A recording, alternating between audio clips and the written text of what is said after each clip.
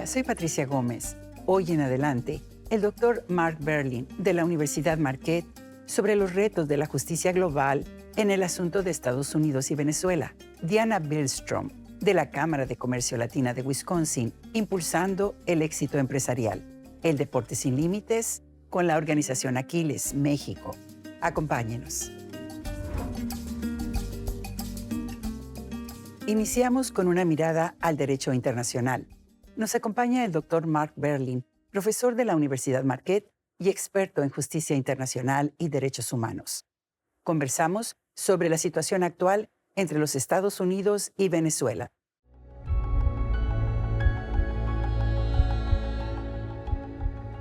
Dr. Berlin, thank you for joining us in Adelante. It's my pleasure. Thanks for having me. Was the capture of Maduro legal enforcement action, or was this a violation of national autonomy? Well, so the Trump administration can call it a legal enforcement action, the same way that Russia calls their war in Ukraine a special military operation. But just like that, it's an act of war. Under international law, the only basis for using armed force against another state in the absence of a UN Security Council resolution, which doesn't apply in this situation. The only legal basis for using force under international law is in response to an armed attack, is in self-defense in response to an ongoing armed attack. Venezuela did not attack the United States. The United States attacked Venezuela by using armed force to invade and abduct the head of state. Generally, when the United States is acting in ways that appear to violate international law, and certainly it's crossed the line many times in history, it at least tries to make a case for why. But in this case, the Trump administration hasn't even tried to make a legal argumentation. They've provided to Congress is basically, we can set aside international law because this is a law enforcement action based on US law. And it actually justifies Venezuela to act in self-defense, to use armed force in self-defense in response to the attack by the United States. What about the significance of having Maduro in front of a New York court instead of an international tribunal? We know from a lot of information and testimony and evidence collected by international human rights organizations like Amnesty International that Maduro and his government has directed or overseen widespread, large-scale human rights violations and atrocities, things like killings, torture, political imprisonment, enforced disappearances, sexual violence. The charges against Maduro, they focus on allegations about importation of cocaine into the United States and conspiracy to do that and possession of machine guns. It's possible those are valid allegations and they will be proven in a court of law. It's not for me to speak for what justice should mean for Venezuelans, but I would also imagine that for many Venezuelans, it would be a denial of justice to not have the particular crimes that his government has committed against them heard in a court and be prosecuted for those. It denies them the opportunity to, have those abuses officially recognized in a court of law. It denies the opportunity to have evidence presented about them, to have witnesses testify and to have survivors tell their stories and have those validated by a court of law. It denies them the opportunity to have an authoritative record, authoritative kind of accounting of the truth of the full scale and scope of these atrocities committed by the government. The Trump administration hasn't shown any interest in that aspect of justice, of those particular crimes. It's just focused on these narrow issues about alleged cocaine trafficking. What about the sinking of the boats? Do you see any justification, or is also a total violation of due process? Yeah, again, it's not really a close call in that regard from the perspective of international law, at least. The killings of the suspected drug traffickers on the high seas violates perhaps the most fundamental principle of international human rights law, which is the right to life, the right to not be killed arbitrarily by a government, especially without a due process of law. The Trump administration claims that they have the legal right under international law to kill these suspects because they say that they are in a war, an armed conflict with these suspected drug traffickers or the gangs, the drug organizations that they represent. From the perspective of international law, there's really no difference between what the Trump administration is doing and, say, going up to a suspected drug dealer on the corner, on the street corner, and summarily executing them. I think that argument further kind of falls apart when you look at the larger picture and the other pieces of the puzzle. Number one, the Trump administration has identified fentanyl as the major threat that kind of justifies this kind of extreme action, but experts point out that Venezuela basically has no role in the international fentanyl trade, and the indictment against Maduro is about cocaine, not about fentanyl. Second, just a month ago, amidst these boat strikes, the Trump administration pardoned the former president of Honduras, Orlando Hernandez, who was extradited from Honduras to the United States and prosecuted in federal court for drug trafficking. And their justification, the only argument they really made in response was that, for why they did that is because he was prosecuted by the Biden administration, and that meant there was something wrong about the prosecution, which obviously is a embarrassing argument. If the Trump administration cares so much about protecting Americans from drugs that they're willing to kill people on the high seas, then why are they defunding drug treatment programs across the country? Programs that we know help people, protect people from drugs. It's really hard to square the Trump administration's argument that this is all about protecting Americans from drugs when all of their other actions seem counter to that. They are removing the head of a regime. Yeah. Does it work if you leave the entire system? Time will tell about that. It's hard to predict how something like that is going to play out. But you don't have to be a political scientist to kind of look around and look at recent cases like Libya, Afghanistan, Iraq, where regime change went very badly and ended up being very costly to the United States and its allies in many, many different ways. In that, on the one hand, they are saying that they're going to, quote, run the country. So we are going to run the country until such time as we can do a safe, proper, and judicious transition. Remains to be seen how we can square, or the United States government will square those two things, forcing the Venezuelan government to do what it wants and not using military personnel or not putting Americans at risk in some way. What about the oil blockade? What does it mean in the whole process of this capturing of Maduro?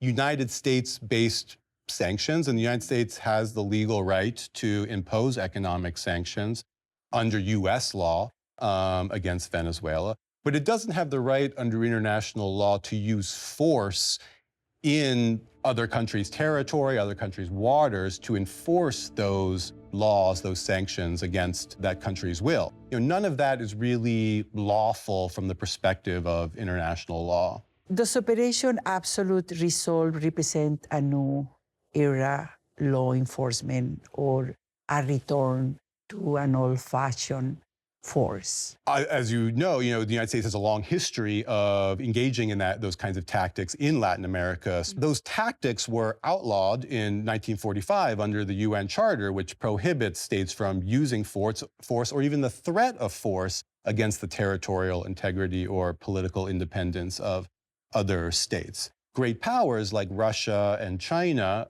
have been engaging in these kinds of tactics already for a long time, or kind of analogous tactics. And so the fact that the United States is kind of showing that it's willing to do so also just kind of is a benefit to Russia and China because it legitimizes their bullying of their neighbors. But I wouldn't be surprised if we do see more of this kind of thing going forward. What is your vision of what can happen here? Well, I'm not sure if I'm in a position to predict how things are going to go from here, especially with such an unpredictable regime that tends to act kind of on whims that can change from day to day, week to week. Congress is, under the Constitution, is the body that's supposed to declare war. I would also look to the European Union and Canada in terms of what kinds of actions they're willing to take. A lot of it might depend on kind of their own constituents and what their own constituents are willing to accept or not. But we've seen that a large majority of Republicans generally support Trump's actions, even if they didn't support them before he decided to do them. Once he decides to do them, they decide to support his actions. I don't know if hope is the right word about Congress, but it's at least a possibility.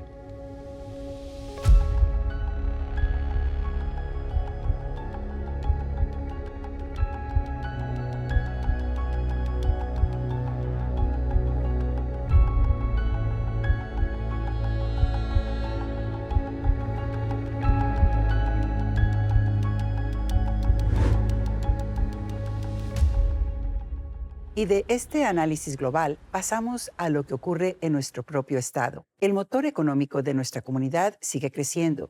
Nos acompaña Diana Billstrom para hablarnos sobre los recursos y apoyos que están transformando el panorama para los emprendedores latinos en nuestro estado.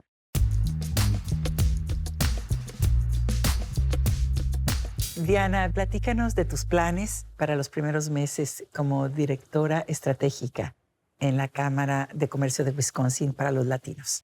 Mi propósito para esta nueva posición que tengo es fortalecer las alianzas estratégicas mediante nuevas conexiones con los negocios y abrir oportunidades económicas en todo el estado. Los primeros 100 días creo que son súper importantes para nosotros poder trazar una estrategia. Al mismo tiempo, estos 100 días creo que es importante escuchar de los miembros quiénes son las personas que están dependiendo de nosotros, ¿verdad?, para esos servicios. Me estoy entrevistando con ellos, estoy pidiendo sus opiniones, cómo les ha ayudado, en qué más los podemos ayudar. Y obviamente trazar una estrategia para llevar a cabo la misión de la Cámara, ¿verdad?, que al final del día es ser ese instrumento o ese mediador entre el emprendedor y las oportunidades que haya, ya sea en el estado, nacionales o tal vez internacionales. Creo que mi trabajo comunitario me está dando la pauta para seguir adelante, ¿verdad? Todos estos años he trabajado con las familias, con las personas en sus hogares, creando programas de educación, reuniendo necesidades básicas. Como comunidad es importante tener acceso a la educación, es importante tener acceso a la salud, es importante tener acceso a comida, ¿verdad? Pero también una parte muy importante es la economía. Tenemos que tener un ingreso.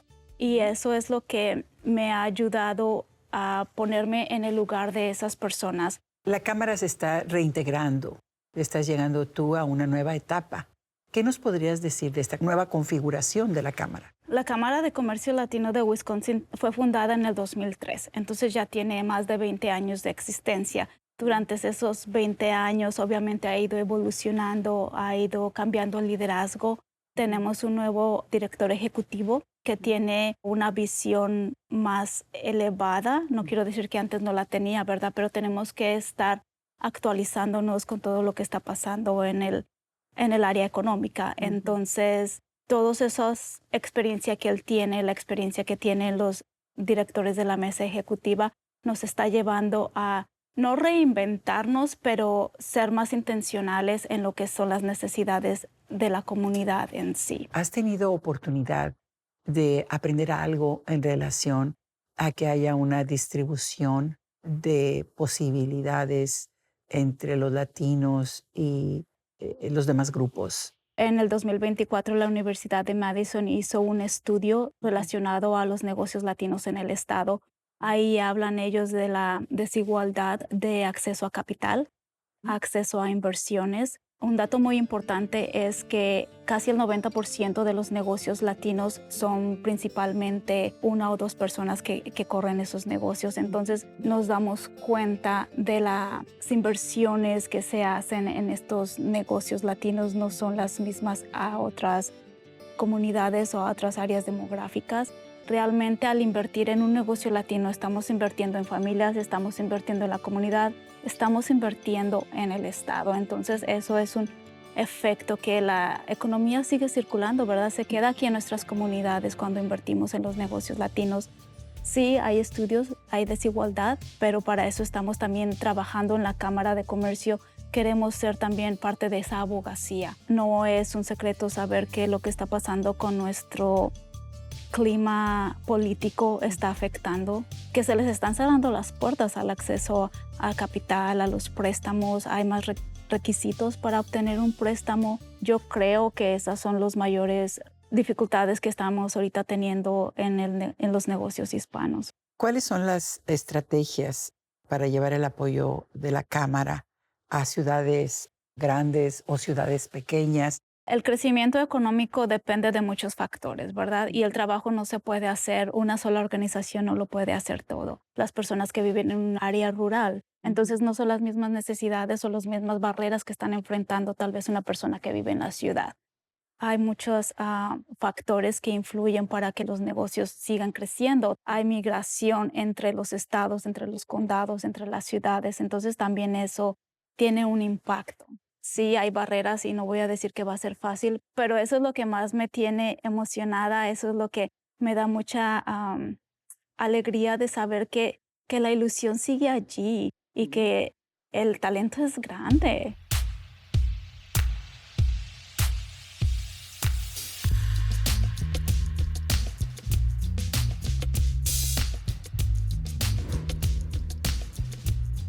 De la resiliencia empresarial pasamos a la humana.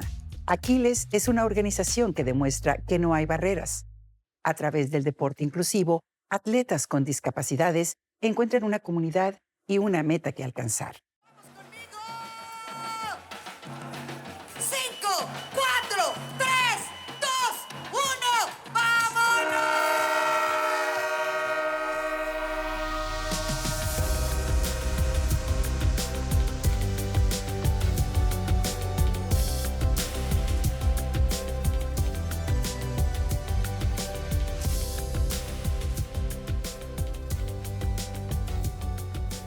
Hace aproximadamente 7 años adquirí la discapacidad visual.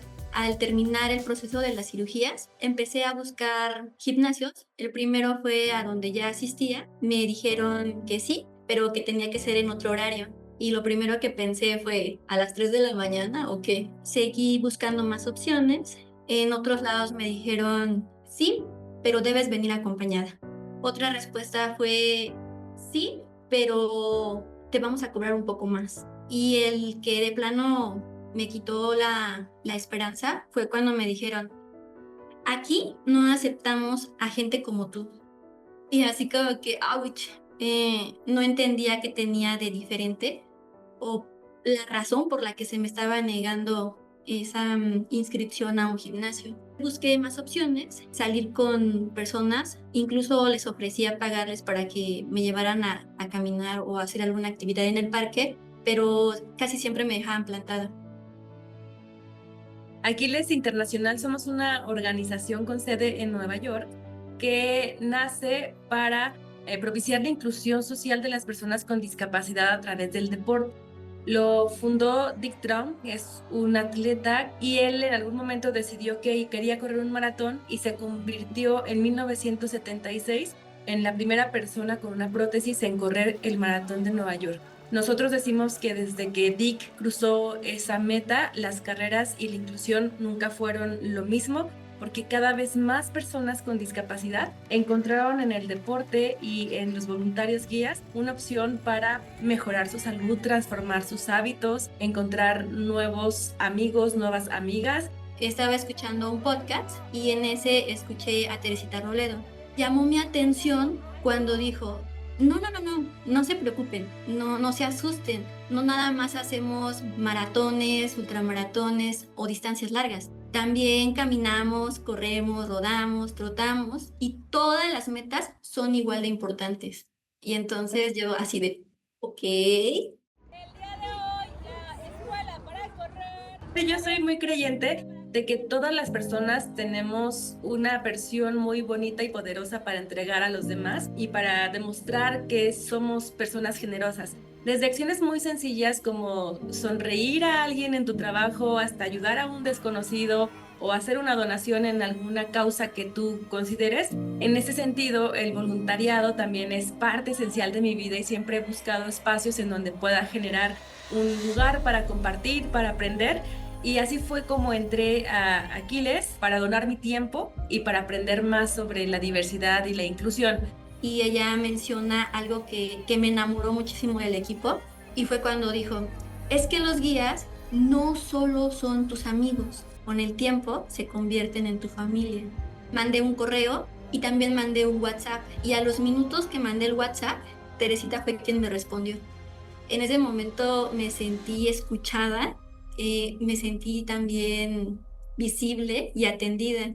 Actualmente estamos alrededor del mundo en 19 países con 64 capítulos, siendo México uno de los capítulos más grandes, más entusiastas. En México somos cerca de 300 miembros, atletas con discapacidad y guías. En nuestro capítulo, que lo dirijo actualmente yo, tenemos locaciones u otras sedes en Sonora, en el Estado de México y en la Ciudad de México. Y planeamos el cómo podía llegar a alguna de las sedes que están aquí en México. Vimos opciones como Bosque de Aragón y aunque me quedaba más cerca, la movilidad no era tan accesible. Entonces lo más funcional era llegar a Chapultepec. El traslado son aproximadamente entre 2 horas y media a 3. Para integrarme fue cuando el guía me pide que le dé mi bastón. Estaba con muchas emociones. Primero porque era la primera vez que salía de casa hacia la ciudad sola y que me pidiera lo único que en ese momento me daba seguridad, que era el bastón, pues era mucho. Pero había escuchado lo que dijo en el podcast, son tus amigos y la confianza. Entonces elegí dejar el bastón. A la hora de participar en la actividad era correr aproximadamente 100 metros a la velocidad que tú quisieras. Cuando dijo corre, yo corrí lo más rápido que pude. Esa sonrisa, esa plenitud, y cuando llegas con otra persona que lo hacen juntos, que sabes lo que significó, porque cruzar la meta es la punta del iceberg de algo, ¿no? Entonces, de muchas levantadas temprano, muchas peleas contigo mismo, lo quiero hacer, no puedo, ¿cómo te haces espacio? Estos desafíos que vas encontrando en el camino, que de pronto en el deporte es muy común, las lesiones y cómo las superas, y cómo esa red de apoyo te acompaña y te ayuda a que puedas cruzar esa meta. Fue una explosión de emociones, tenía ganas de llorar, algo se me quería salir del pecho, sentía mucha alegría, se me pintó una sonrisa en la cara y me emociona volver a recordar esa parte. Entonces, ese día yo llegué con Converse, llegué con jeans, una sudadera y una esperanza que se hizo realidad. Ese significado, esa historia es lo que nos hace como guías voluntarios sentir, permanecer y decidir hacerlo, ¿no? O sea, elegir ir a entrenar y abrirte a la experiencia y también aprender un montón de cosas nuevas, porque estamos con un montón de personas con diferentes pensamientos, con diferentes historias, y esos aprendizajes son una riqueza. Estudié la carrera de Ingeniería y Arquitectura. Elegí estudiar una carrera más, que era Electricidad. Esa segunda carrera ya no la terminé porque adquirí la discapacidad. Para titularme fue un poco complicado. Al estar en el equipo, hacer la actividad de correr, se fortalece la parte de la autoestima. Y también en esto de la autoestima fue porque bajé 15 kilos en 8 meses. Entonces me sentía más ligera, más segura, más guapa. Esto ayudó a que tuviera una madurez emocional y aprender a tomar decisiones y también a elegir lo que quería. Teresita siempre nos dice que todo es posible porque tú lo haces posible.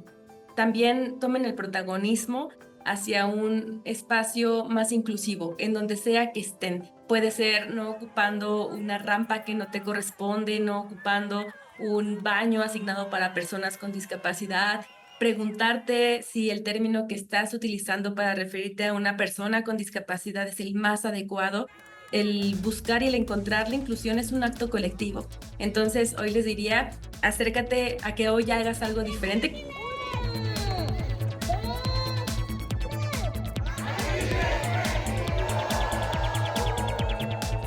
Para saber más sobre este movimiento, visite aquilesmexico.org.